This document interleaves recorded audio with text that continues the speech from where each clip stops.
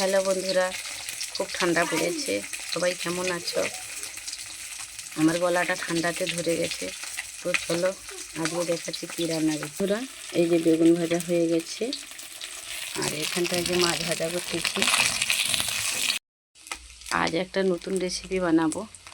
সেদিন তোমাকে দেখিয়েছিলাম পেঁয়াজ কলি দিয়ে চুনা মাছ রান্না করছিলাম, আর আজকের পেঁয়াজ কলি দিয়ে কী করতেছি দেখো। কলি আর শিম কেটে রাখছি, আর এই যে এখানে চিংড়ি মাছ আছে, আর পোস্ত বাটা আছে। এই যে চিংড়ি মাছ, পেঁয়াজ কলি, শিম দিয়ে পোস্ত করবো, আর মাংসও হবে। সব রেডি করে নিয়ে বসে গেছি। অনেকের ঘরে তেল পোঁটা খাও কি না জানি না, আমাদের ঘরে খায়। আমি বড়া করি ধনে পাতা টাতা দিয়ে, বেসন দিয়ে তেল পোঁটা দিয়ে বড়া করি। তো আজকের বড়া করব না, আজকের ওই যে পোস্তটা করব বলে ওই তেল পোঁটাটা পেঁয়াজ কুচি রাখছি, ওইটা দিয়ে ধনে পাতা দিয়ে ভাজা করে ফেলবো। বন্ধুরা আমি তেল পোঁটাটা তুলে দিই, পেঁয়াজ দিয়ে দেবো।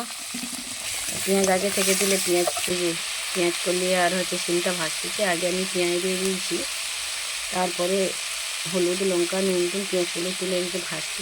চিংড়ি মাছ দেওয়ার পরে তারপর পোস্ত পেঁয়াজ করলে শিম আমরা ভাজা খাই বা অনেক কিছু করে খাই। আজকের আর চিংড়ি মাছটা এমনি পোস্ত অনেকের ঘরে করে খাই পোস্ত। আজকে দুটো একসাথে দিচ্ছি। আমি তো আজকের প্রথম করলাম এটা একসাথে, তোমরাও করে খাবে বন্ধুরা। কেমন লাগে আমাকে জানাখো। এই যে বেগুন ভাজা, মাছ ভাজা, এই যে তেল পোঁটা ভাজা, এই যে পেঁয়াজ কলি আর চিংড়ি মাছের পোস্ত।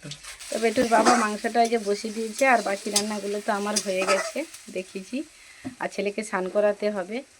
তো চলো আমি যাই, আর আমার রান্নাগুলো কেমন লাগলো সবাই কমেন্ট করে জানিও।